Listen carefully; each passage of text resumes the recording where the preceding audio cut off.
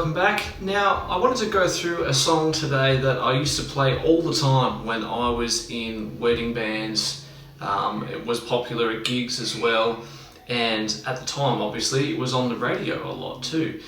Now, I really like this song. I think it's fantastic, but one of my favourite things about it is the arrangement.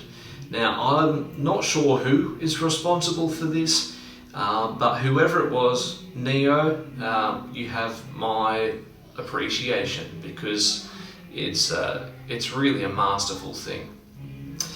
So first of all, it's a more of an R&B song, and it's one of those songs that the chords stay the same through the whole thing, which is not unusual, but it's always a really interesting test case. As soon as you figure that out, you go, okay, well, what is making this interesting?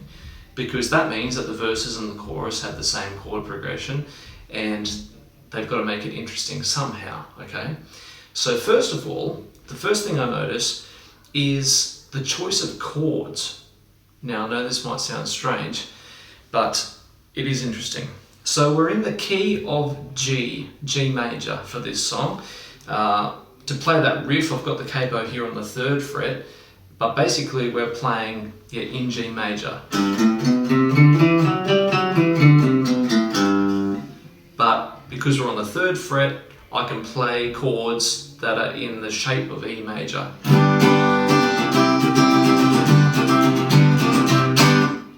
Like so.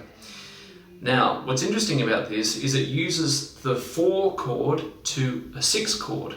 Again, we are referring to the Nashville number system, which we've talked about lots of times, which means, in this case, we're going to be playing from an A shape to a C sharp minor.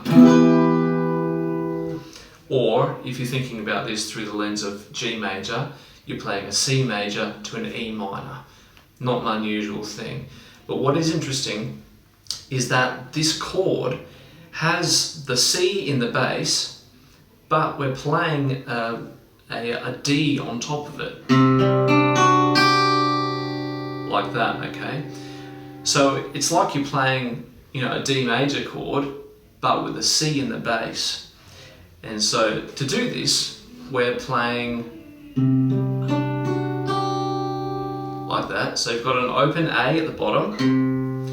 Then we're playing on the, we've got the 2nd fret, push down, 4th fret, 4th fret, and open at the top. So you've got that dissonance between the top's 2 strings.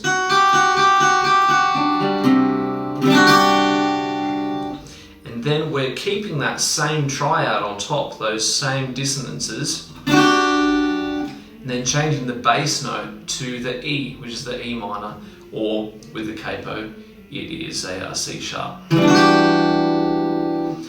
So already we're changing it from a normal chord progression like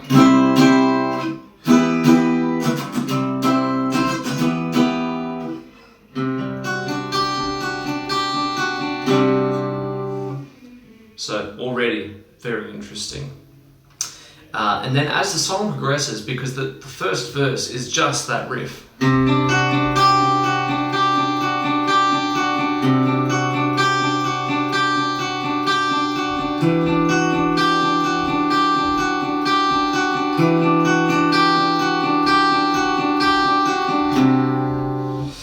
and then as the song progresses, it's growing, it's getting louder, getting more intense. And then the drums are coming in and they're playing like a 4 on the floor. So all of a sudden you've got this, and then you've got a boom, boom, boom, boom. When I say 4 on the floor, that means you've got every beat of the bar is being accented with a kick pedal and a drum kit. So bum, dum, bum, bum, bum, bum, bum, bum, bum, bum, bum, bum, bum, bum, bum. That's what 4 on the floor means. Very common. And then the interesting thing, as the song goes along, obviously there's more vocal harmonies and things introduced, and then it comes through the sort of the bridge section, and then when it comes back into the chorus, the drums play half time. So you've got this like almost like a double time, like a 4 on the floor, and then it comes back to the drums in the next chorus where it goes boom, boom, ka, boom, boom, ka.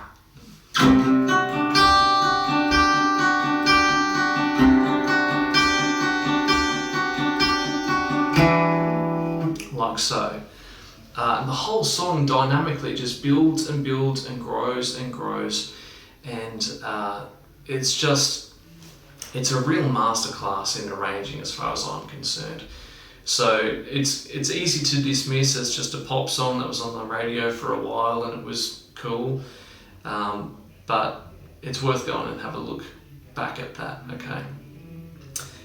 So, I mean, if you're playing this on guitar, you actually don't really hit the low E string ever, because you never resolve it to, you know, an E major chord or use any notes on that bottom string. So it's interesting. So I hope you found that interesting. I certainly did and have, and for many years it's been fascinating for me to look at that and what makes that arrangement so great. If you like what you're watching, you watch more of those up here. I've done a whole stack of videos pulling apart songs and arrangements so far. Hopefully they're interesting to you, and I look forward to seeing you in the next video. Thanks for watching. Bye.